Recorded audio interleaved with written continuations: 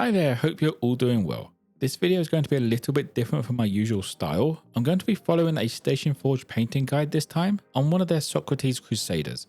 Well, it won't be a one-for-one in terms of colour, but that's mostly because I don't have the exact colours they used, so instead it will be the closest approximation to what I have available. The guide calls for a black prime, which I'm leaning more towards is actually a better option for most minis these days. For the first part of the guide, it calls for some prep work on a few areas, also known as base coating. So first on the list is hull red over the cape. While the red is going on, I should probably explain a little bit more why I'm doing this as opposed to my normal painting style. The simple answer is I want to try something a little bit different. I'm doing a lot of army painting lately and still have a lot more to go. So in between my flashpoint videos and getting the armies done, I need to get something of a palette cleanser into the mix, which could just be a single display mini or a small skirmish team. But also it's the best way to try out new techniques that I wouldn't normally use. Once the cape has been base coated, I move on to the tabard with a 50-50 mix of hull red and dust bold. This is probably something I should mention as well. As opposed to my normal videos, there'll be a lot of mixing in this video. I could probably go through my paints and find something that matches the mix, but this is a single character model, so it's a lot easier just to use the mix. If I was doing a full force in this style, I would probably find that paint as it'd be easier to replicate in the future. To get the last of the base coating in the guide done, I gave all of the leather straps a base coat of Cuirass leather. This is one of the downsides of the black prime though, it's hard to see where all these straps actually are. One of the things the guide mentions at this point is to leave the black where the materials overlap, which just gets that shadow in straight away.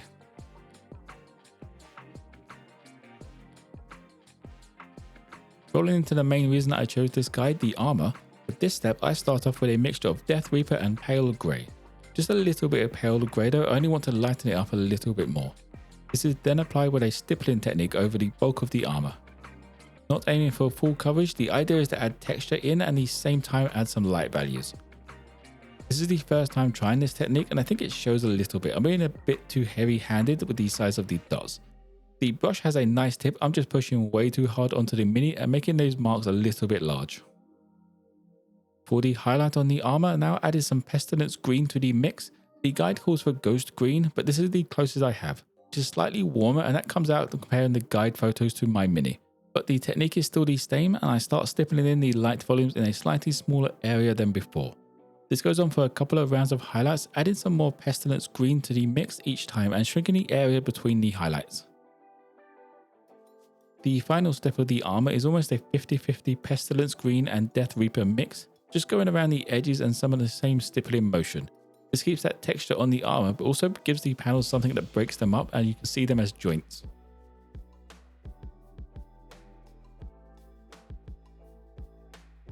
With the armour complete, the guide moves on to the tabard now, which is closer to my normal style of painting at least, but just to the next level really. The first step is to bring up the mid-tone with Dust Bowl, in a bit of a scratchy way so the shadows are still there and some of the shadow colour comes through in places. Starting to highlight up the tabard, I mixed in some temple stone to the dust bowl and just went around with a crosshatch style pattern across the edges and upper parts. Because the paint is so thin, it does take a while for this effect to show up. When it does start to show up, it does look good.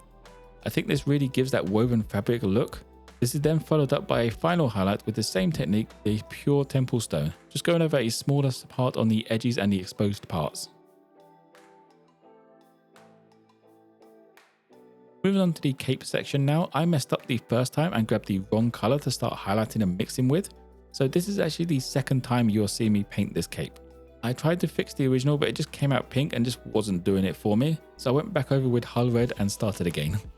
Once the hull red is dry, the first step is to mix hull red and fur cloak to bring up the major volumes, including a few bits in the recesses as I only leave the underside of the folds in the shadow colour.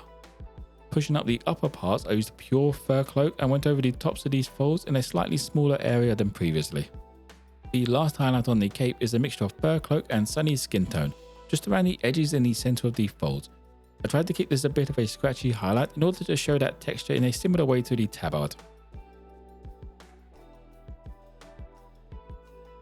The next section to work on is the leather parts. The guide made it easy for themselves and actually didn't attach that pistol arm yet.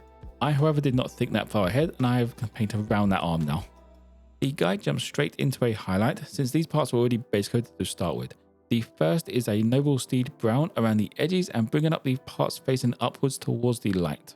For the next highlight is more around the center of the scabbard and the edges of the straps, which is done by adding some sunny skin tone to the noble steed brown. To finish up the leather, I use sunny skin tone for a small dotted highlight just over the edges of the parts that will be most worn.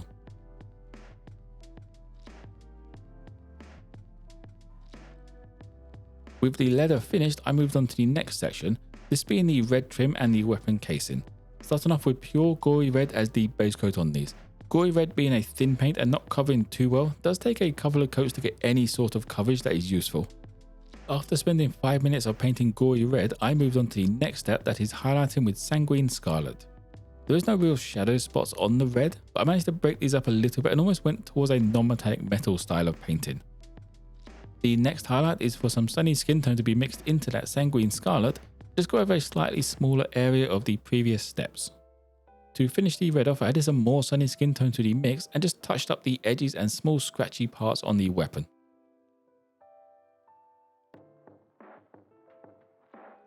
Now onto the head, all of the face gets started with a base coat of boar hide. I didn't realize that he has big bushy eyebrows, so the face looks a little bit weird until I paint these back on. I'm not sure how I didn't notice, it's pretty clear in the guide that they are there, I just somehow missed them. Starting to bring in the features and details on the face, I mixed in some sunny skin tone and went around bringing up these parts, making sure to leave that boar hide in the recesses.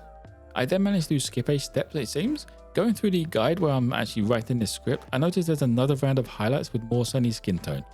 I ignored that part and went straight to a final highlight using pure sunny skin tone. The face looks fine in the end, but it may have looked better if I'd followed the guide a bit more closely. With the face being finished, the hair now gets a base coat of Death Reaper. For those of you wondering, the eyes don't get painted in. With the angle of the face and how recessed they are, it's kind of a pointless task as you can't see them. The guide also doesn't do this in case you were wondering if I'm just being lazy. Highlighting up the hair, I go through a few rounds of mixing in some more sunny skin tone and bringing up these sculpted strands, highlighting closer and closer to the top of the head.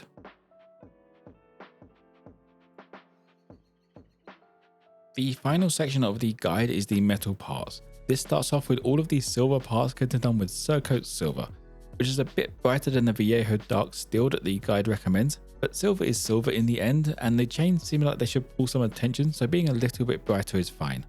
Although saying that, the next step is to add some thinned down wash over the silver with Oblivion Black Wash.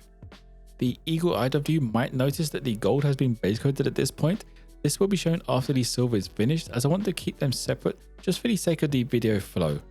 After waiting for the wash to dry, the final step of the silver is to go around with brighter silver. I use Mythril blade and just touched up the parts you want to be brightest and where the shine would be. Now going backwards a bit, but next up as well, all of the gold gets base coated with Heirloom gold. I went for this gold as I wanted it to be a little bit warm, but also gives that more ancient gold vibe, which I think suits the mini a bit better. Moving on to getting some depth onto the gold, I thinned down some Noble Steed Brown and glazed it into the recesses. This part can probably be done with a wash, but I already had this out and I just needed some practice with glading. The final step with the gold is the same as the silver. I just went around with Mythril blade and touched up a few of the edges on the parts where I want the light to be the most. This is the end of the guide. The last step is the base and some weathering around the bottom of the mini. They glued down some sand and then painted it to look like sand. I'm going a different route. I just want to use my sandy desert texture paste across the base. To get some weathering around the bottom of the mini, I stippled this across the feet and bottom with the tabard as well. Then to clean it up and make these parts look dusty, I go back in with a wet brush and just soak these areas. This takes away a lot of the medium and just leaves that pigment in the recesses. And that will be the end of my Socrates Crusader mini. I definitely need to work on my stippling armor, but I like how it came out. I don't think I will be doing a full army like this, but I could probably pull off a skirmish team, which then should give me enough practice to actually get faster at this technique, which is always nice. If you enjoyed the video or found it useful, drop it a like and subscribe for more content. If this video does well, I'll probably do some more like this alongside my normal music and chill videos. For any questions, feel free to drop them in the comments below. You'll also join Discord using the link in the description, where you can share anything you have been hobbying on. If you want to pick up some new minis or just some painting supplies, there are a few affiliate links in the description below, alongside the link to my Instagram page where you can check out a closer look at this mini. Most importantly of all, don't forget to be kind to each other.